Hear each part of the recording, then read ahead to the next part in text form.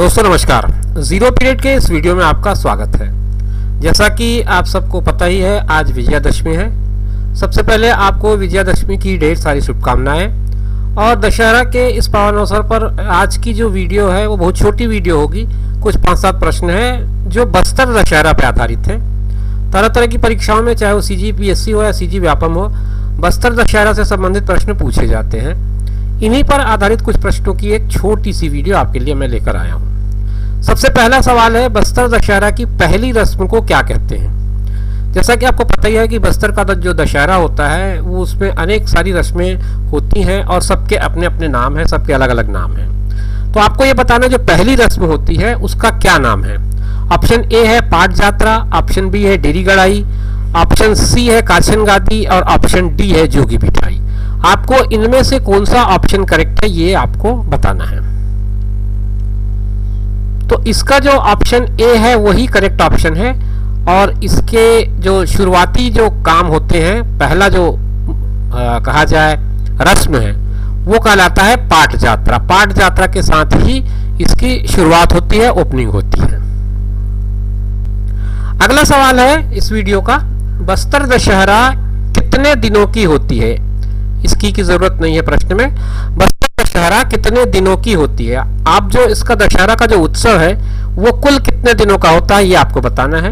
4 option है आपके पास। Option A 1 दिन का होता है, ऑप्शन बी 3 दिन का होता है, ऑप्शन सी 30 दिन यानी कि 1 महीने का होता है, और ऑप्शन डी 75 दिन यानी कि 75 डेज का होता है। तो इसका जो सही जवाब है वो ऑप्शन डी जो है वो करेक्ट ऑप्शन है। इसका 75 डेज का ये फंक्शन होता है पूरा। 75 डेज का दशहरा का उत्सव जो है वो बस्तर दशहरा का जो उत्सव है 75 डेज का होता है। इस वीडियो में अगला सवाल आप देख रहे होंगे स्क्रीन पर, दशहरा उत्सव की शुरुआत किस दिन से होती है? बस्तर के जो दशहरा उत्सव है, ये जब मैं दशहरा उत्सव की बात कर रहा हूं तो मेरा रेफरेंस केवल बस्तर के दशहरा उत्सव से है। तो आपको ये बताना है कि बस्तर का जो दशहरा उत्सव है वो किस दिन से शुरू होता है।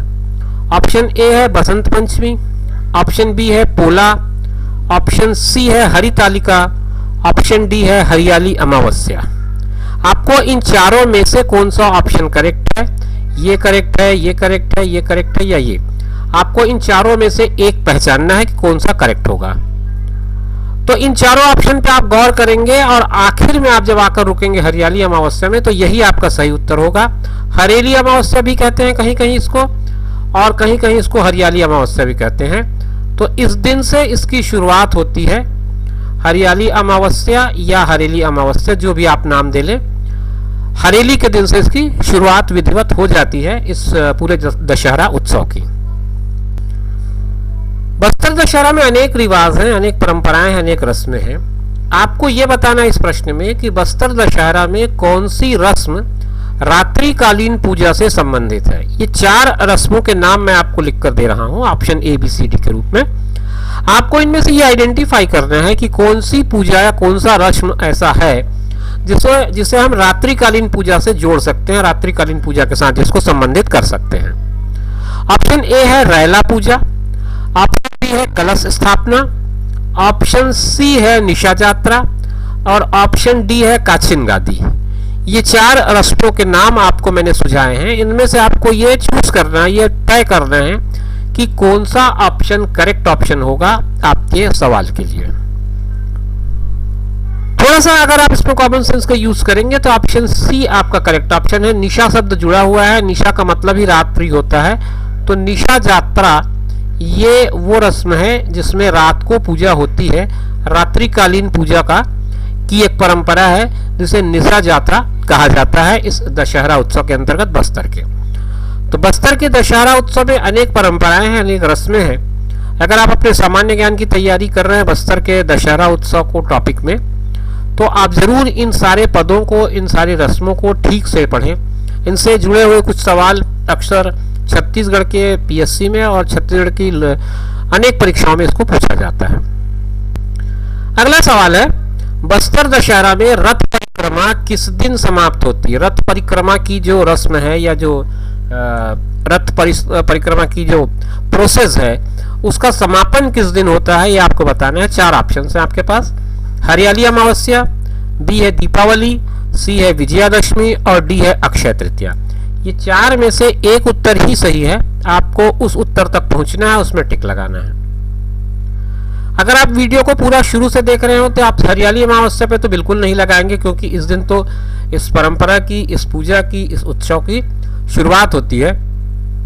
दीपावली भी गलत है, अक्षय तृतीया भी गलत है, और आपका सही जवाब है विजयादशमी। इसी दिन उस रथ की जो परिक्रमा है वो पूरी होती है, उसी दिन रथ की परिक्रमा का समापन होता है। जैसा कि मैंने आपसे कहा कि ये एक छोटी सी वीडियो होगी जो दशहरा के अवसर पर बस्तर दशहरा से संबंधित तथ्यों के साथ आपसे बात करने के लिए मैंने बनाया है। तो अब मैं इस वीडियो के आखिरी सवाल तक पहुंच गया हूं। आखिरी सवाल में आपको बहुत महत्वपूर्ण प्रश्न पूछ रहा हूं मैं आपसे। बस्तर दशहरा के विषय में कौन सा कथन सत्य नहीं है? सत्य नहीं है मतलब 4 स्टेटमेंट हैं, इनमें से कौन सा स्टेटमेंट करेक्ट नहीं है ये आपको पहचानना है। पहला ऑप्शन है मुख्य समारोह में रावण दहन होता है।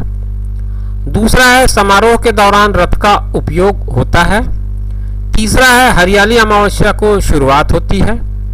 चौथा डी ऑप्शन है रथ में दंतेश्वरी माता की सवारी होती है। तो अगर आप वीडियो शुरू से देख रहे हैं तो मुझे लगता है ऑप्शन सी तो आप सही मानेंगे, क्योंकि बिल्कुल सही है। तो इस हिसाब से नहीं चूज करना है, तो ये तो आपका ऑप्शन हो नहीं सकता। और रथ की परिक्रमा होती है, ये अभी आपने अभी तक देखा ही होगा, कुछ प्रश्नों में इसका उपयोग भी हुआ है, तो इसका भी सवाल नहीं उठता गलत होने का। और रथ में दंतेश्वरी माता की सवारी होती है, ये भी सही है, मतलब ये होता है। तो कुल मिलाकर के जो मुख्य बात है वो है रावण दहन। दशहरा विजयादशमी में आमतौर पर रावण दहन होता है, मगर बस्तर दशहरा में ये परंपरा नहीं है और वहां रावण दहन का कोई रिवाज नहीं है। तो इस महत्वपूर्ण तथ्य के साथ इस वीडियो को मैं यहीं पर समाप्त करता हूं। आगे आने वाले वीडियो तो फिर आपसे मुलाकात करूंगा, तब तक के लिए मुझे दीजिए इजाजत। आप अपना ख्याल रखिए, साथ में उनका ख्याल रखिए जो आपका ख्याल रखते हैं। धन्यवाद।